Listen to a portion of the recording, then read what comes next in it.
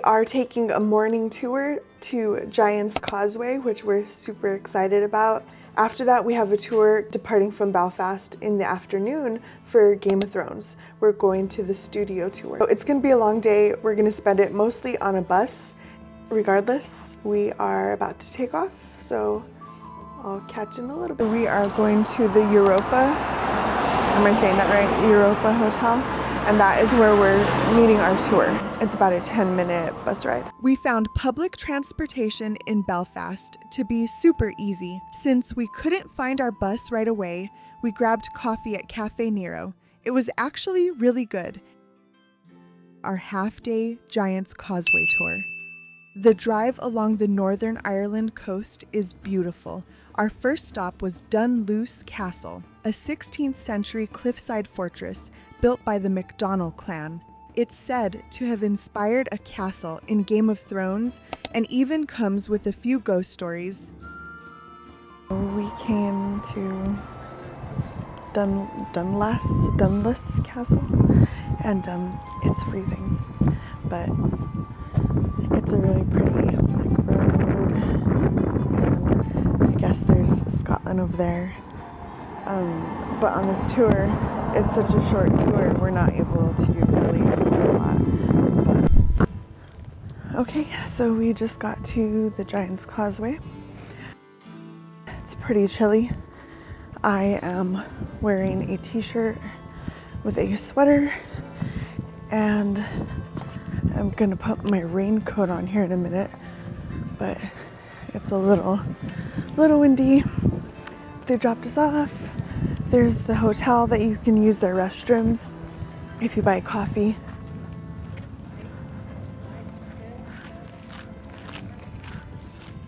It's not too windy, thankfully. Very cloudy, but we are just walking down to go see the actual Giant's Causeway.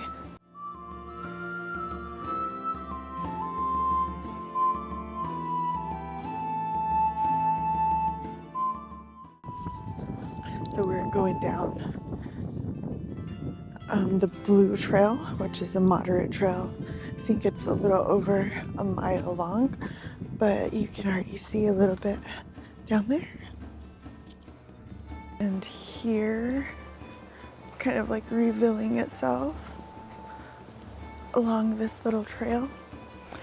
Just kind of straight down for, I don't know, what's that, like a quarter of a mile? So not long, not bad at all. But if you do have like a disability or just don't want to walk, you can definitely take a bus up and down, and it's included.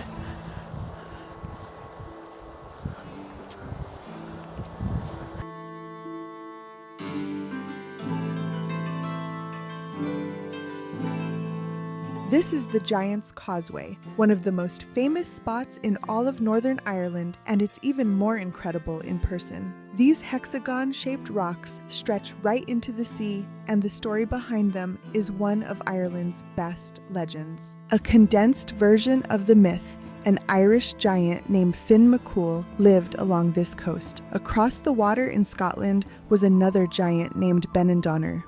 The two had been arguing for ages, shouting across the sea and bragging about who was stronger. One day, Fionn got so fed up that he decided to prove it. He started hurling chunks of the coastline into the water, creating a massive stone path, a causeway, all the way to Scotland so he could go fight Benandonner face to face. But when Fionn finally saw the Scottish giant up close, he realized Benandonner was much bigger than he expected. So Fionn ran back home in a panic. His quick-thinking wife came up with a plan. She disguised Fionn as a baby and tucked him into a giant cradle. When Benandonner stormed across the causeway looking for a fight, he saw this enormous baby and thought, if the baby's this big, how big is the father? Terrified, he ran back to Scotland, tearing up the causeway behind him so Fionn couldn't follow. And that's why today the stones stop right here on the Irish coast. and pick up again on the Isle of Staffa in Scotland. Whether you believe the legend or not, standing here, surrounded by these unique cliffs, it's easy to see why they say this place was built by giants. Now, if you walk up that way, it's like a 30-minute walk. If you want the real story behind the Giant's Causeway, it's actually all geology. No giants involved. Around 60 million years ago, volcanic eruptions pushed molten basalt through cracks in the ground. When that lava hit the cool air and ocean, it started to solidify and contract, kind of like drying mud. As it cooled, it cracked into these perfect hexagonal columns you see today, more than 40,000 of them, all naturally formed. The wishing chair is over there. We're gonna try to get over there. Have to make our way down. I don't like heights. It's a little warm. I have a wool sweater. It's actually great weather. So this is what we're working with. All right, let's go down.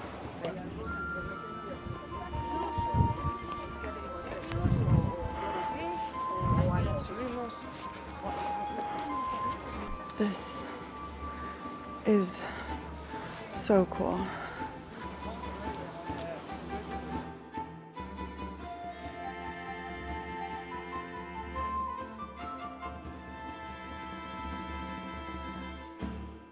It's wild how nature can create something that looks so perfectly designed.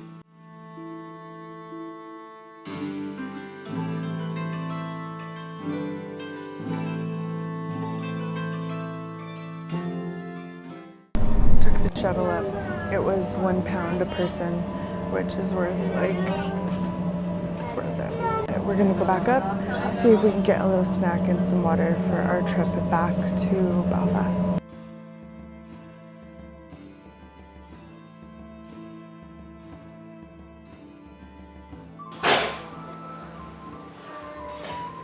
Do you want some of that? We came to the hotel hoping to get a little takeaway. They only have sit-down brunch and a sit-down lunch. And right now it's, time is it, 11? And so they haven't started serving lunch yet. So now, our only option was to sit down and eat, which we didn't really want to do. We just were hoping to take a little sandwich or something. So if you are hoping to get food here, a quick to go, they don't have it. But it's a really cute hotel. They did have some good looking desserts there. They were about $2. I think this is really cool that they paved it with these hexagons. It's reminiscent of the actual Giant's Causeway. But anyway, it's a cute little hotel. If you're gonna come, I think it would be really cute to stay here. We are now headed back to our bus. We could only do a half-day trip, so if you do the full day trip, you can actually get down at the Dark Hedges, which maybe one day. But we have Game of Thrones that we have to go to this afternoon. So anyway, off to the bus. There's the town of Bushmills, which is pretty well known. I think they distill whiskey there. But you can go in there and get the audio guide. They give you a map too. I think it's £9, something like that.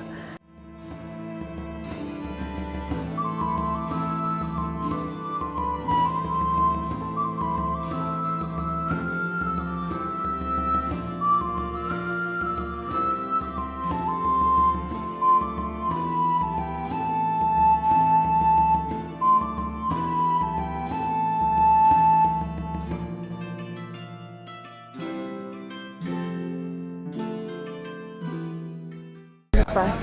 We grabbed a really quick bite at some sandwich place. It was fine, but we just needed food, so we're on the bus and we are headed to the Game of Thrones studio tour. We had 20 minutes, so there was somebody on our last tour did not show up on the bus, and so we left them, and it made us 15 minutes late or something like that. So we got food though. So Game of Thrones, here we come. after about a 45-minute coach ride from Dublin to the Game of Thrones studio tour, and as huge fans of the show, we were insanely excited for this experience. We actually added an extra day to our trip just so we could have more time in Northern Ireland. And specifically for this tour, as soon as you walk in, you immediately see costumes from the show on display. We grabbed our audio guides and headed in. Right away, you walk past a dragon skull sculpture and they stop you to take photos of you in character in front of a green screen, which you can later buy if you want. Then they usher a small group into this dark, cinematic room where you're not allowed to take pictures. It's such a creative way to start, kind of secretive and immersive, like you're being transported into the show itself. When the doors open, it feels like you've stepped north of the wall, surrounded by wildlings, the Night King, and even the giant from the series. The detail is insane, and these aren't replicas. They're the actual costumes and props used during filming. This was so unreal, especially with the giant.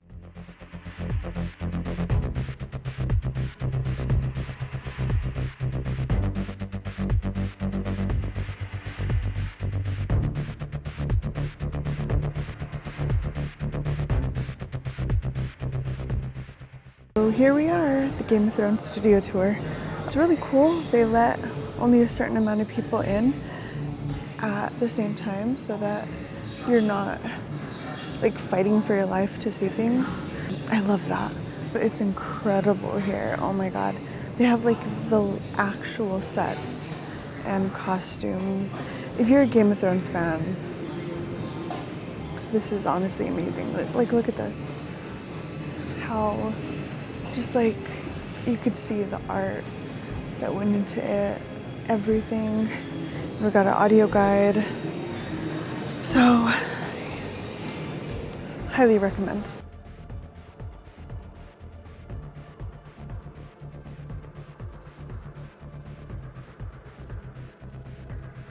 After Beyond the Wall, we make our way deeper into the studio. I'm screaming internally with excitement this entire tour. You're walking through the actual sets from the show, right inside Linen Mill Studios where so many scenes were filmed. This isn't a recreation. These are the real props, costumes, and backdrops that were used on set. Each space flows seamlessly into the next, almost like you're traveling through the story itself, from Winterfell's Great Hall to the eerie Hall of Faces, and then into the war rooms and throne rooms that shaped the Seven Kingdoms. The lighting, sound, and even the air temperature change subtly between areas, adding to the immersion. The attention to detail is unbelievable. Every brick, torch, and tapestry was designed with purpose. You can see the soot marks on the stone, the stitching in the banners, all handcrafted to make this fantasy world feel grounded and real. They even left sections of the production setup visible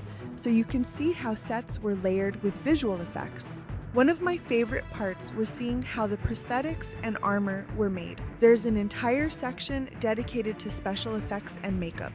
White Walker masks, dragon scale molds, and even silicone casts of the actors' faces. Artists would spend weeks perfecting these designs, painting tiny veins, burns, and scars that might only appear for a few seconds on screen. Seeing it all up close is unbelievable. Then you move into the prop and weapon displays, swords, shields, crowns, and goblets, all perfectly aged to look centuries old. You realize just how many tiny details were hidden in plain sight on screen. The craftsmanship is incredible. I honestly caught myself thinking I should have been a set designer in another lifetime because this kind of creativity and artistry completely fascinates me. If anyone knows a way to get me on a film set, please call me because I am so in. The tour also includes interactive exhibits, which make it even more fun.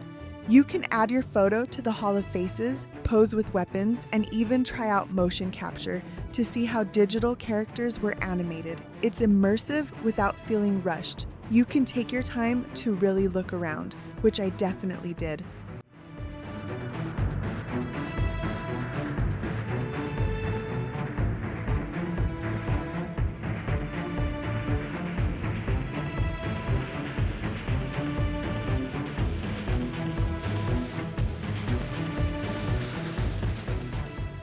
For any Game of Thrones fan, or anyone who just loves film, design, or world building, this place is incredible. Walking these halls feels like stepping straight into Westeros.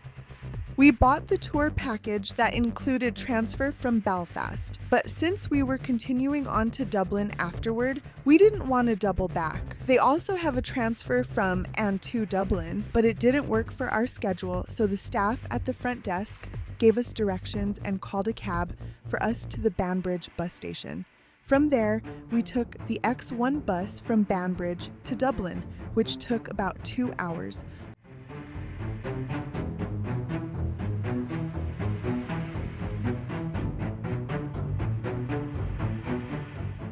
Toward the end of the tour, we stepped into the destroyed dragon pit, the throne room, from the series finale. Here, under dim lights and the projected silhouettes of dragons overhead, sat the Iron Throne among the rubble. Once you step out, you can actually sit in the Iron Throne and have your photo taken in front of a green screen. It's the perfect finale to the experience. There's also an on-site restaurant and cafe if you want to grab a bite or just relax after exploring.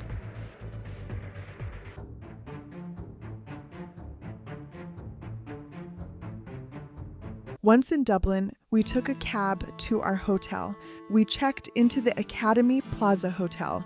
It was really easy to get to and in a great central location, which made exploring the city simple.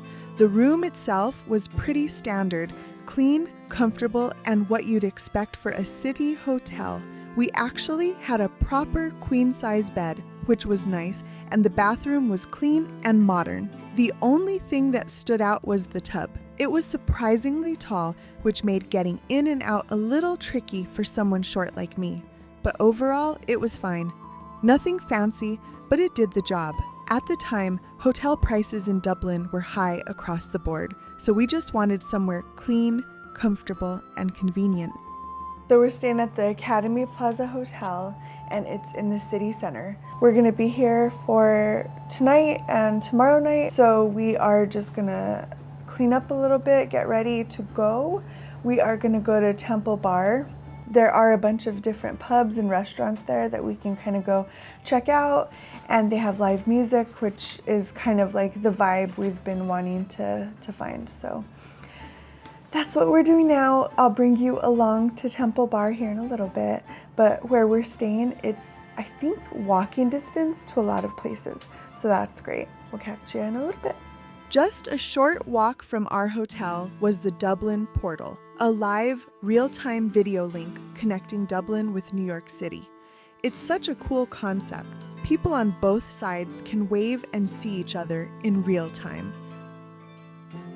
We are on our way to Temple Bar, about to cross the Halfpenny Bridge. From there, we crossed the Halfpenny Bridge, one of Dublin's most iconic landmarks. Built in 1816, it got its name from the halfpenny toll people once paid to cross. Next, we wandered into the Temple Bar district, Dublin's most famous nightlife area. The streets were packed, music spilling out of every pub with great energy. We made our way to the Temple Bar itself, but it was shoulder to shoulder inside, so we just took a quick video and kept moving. After a much longer walk than we expected, we reached a bucket list place for me called the Brazen Head, Ireland's oldest pub, dating back to 1198. But it was so packed you could barely walk in. So we crossed the street to O'Shea's, grabbed a seat at the bar, and settled in for dinner instead.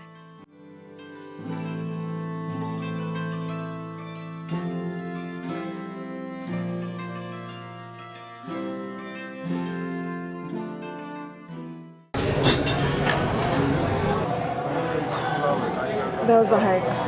We were at Temple Bar and decided to go grab dinner at Brazen Head, and that was like a 20-minute walk. We were not expecting that, not at all. So we came across to O'Shea's because Brazen Head was ridiculously packed, and I guess I should have expected that, but I didn't, and we're just hungry, so. Cheers. I got the Rockshore Irish Lager.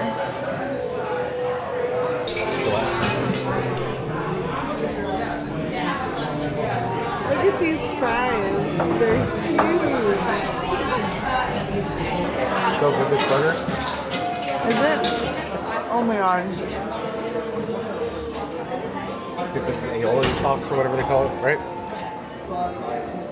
Anything aioli is good. It's basically mayo. How are those mashed potatoes? Those are bomb. Heavenly. Heavenly. Oh man. My question is, how do you go back to the US after eating like this? So good. Oh my god. The gravy. And you know, like, the Egyptians used to have like relics buried with them? I want my relic to be this mashed potatoes. I felt like we walked 26 miles to get here. I know I'm exaggerating a little bit, but I really feel that way.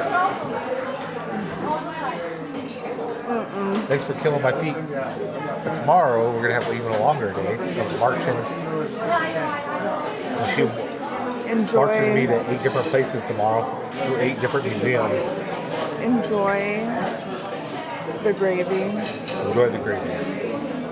So buttery. That was good. There's a butter museum in Cork that we're thinking about going to. By we, I mean me.